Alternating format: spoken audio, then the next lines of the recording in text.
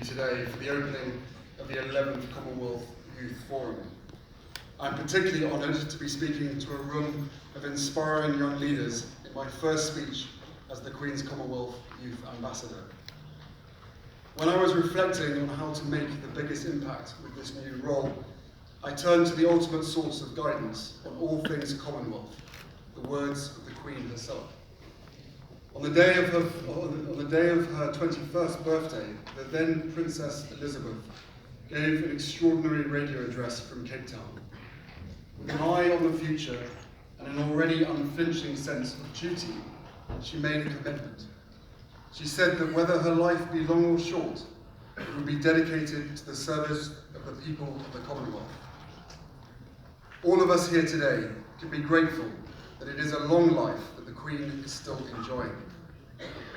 Her Majesty's commitment has meant that the Commonwealth is a thriving family of nations, a common link between nearly 2.5 billion people and a defender of democracy, justice and peace. I believe firmly that central to the Queen's success in supporting the Commonwealth has been her constant focus on not just the Prime Ministers and Presidents of member nations, but of the people themselves. From that speech in 1947 onwards, she has known that young people really make the difference. Her call to action was for her fellow young people to lead the way in making the Commonwealth a more free, more prosperous, more happy, and a more powerful influence for good in the world. As I travel around the Commonwealth in my work on behalf of the royal family, it is striking to see just how different today's generation of young adults are. You are connected. You have made positive use of technology to build relationships within your communities, nations, and across the globe. You care.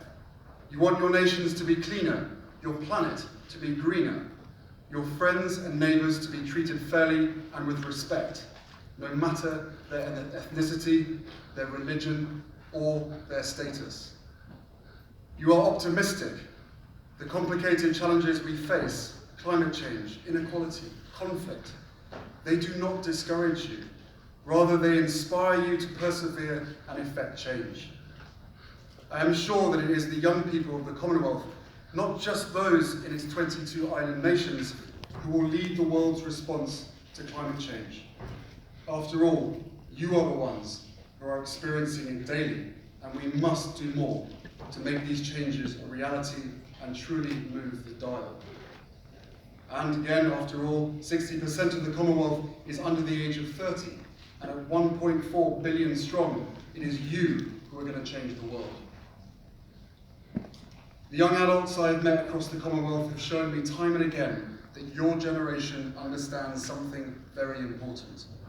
That to tackle a big challenge, you need to focus on the root causes, not just the symptoms.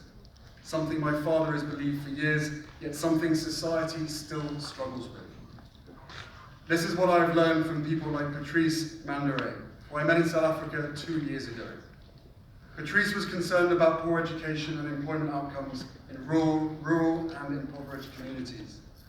What she realized is that one thing holding people back was a lack of formal identification documents that meant they couldn't sit their exams or apply for jobs. So she set up mobile clinics where people could take the vital step of registering for their citizenship. Patrice wasn't looking for a short-term fix. She was finding a long-term solution. As an environmentalist, Wen Chi-Chia wanted to persuade people to behave more responsibly in how they live their lives. She knew that the practice of pouring household cooking oil down the drain was badly affecting the water supplies to whole communities across Malaysia. But she knew that just telling people to stop wouldn't work.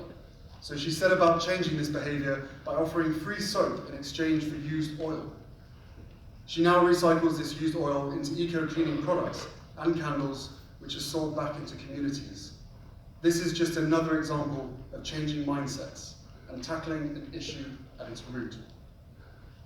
I know that serving as ambassador to young people, I'm going to try and have to keep up with you. I am working now to plan my first year in this role, and my hope is to convene young leaders from across the Commonwealth to discuss how best we can make Commonwealth platforms work for you and to ensure maximum impact. Both here in the UK and as I travel, my job will be to listen to you.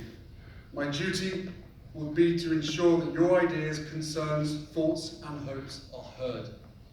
And my commitment will be to work with you to build better platforms for your leadership and to help you collaborate and form partnerships with your peers across nations.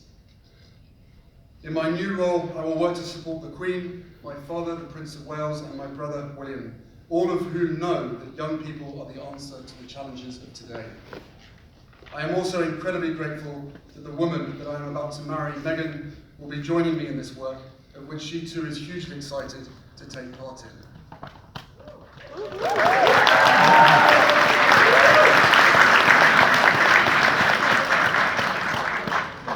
Before I close, and in my first act in this role, I am delighted to announce that the Commonwealth Scholarship Scheme will be expanded from 2019. Thanks to the generosity of the United Kingdom and other Commonwealth countries, 150 new scholarships for study in low and middle income countries will be made available by 2025.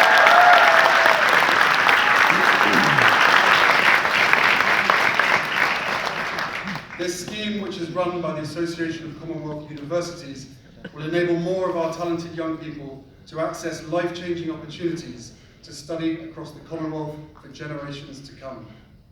I am also proud that in recognition of Her Majesty the Queen's extraordinary service to the Commonwealth, these scholarships will be known as Queen Elizabeth Commonwealth Scholarships.